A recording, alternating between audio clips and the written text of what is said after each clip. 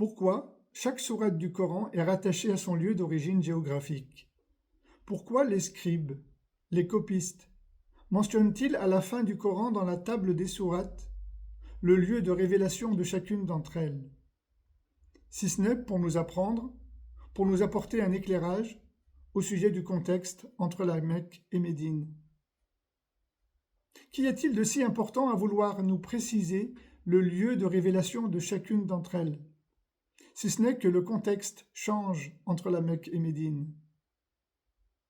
À la Mecque, la société est majoritairement païenne, c'est-à-dire polythéiste, plongée dans le culte des idoles et la vénération des dieux.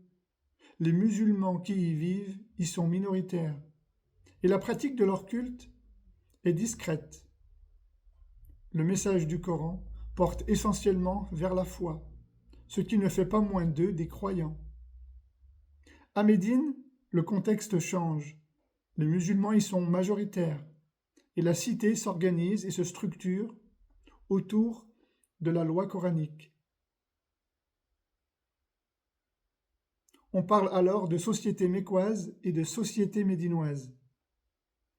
À la Mecque, dans la société mécoise, majoritairement païenne, le discours mécois et les sourates mécoises sont orientés essentiellement vers la foi, la création et le chef-d'œuvre de Dieu.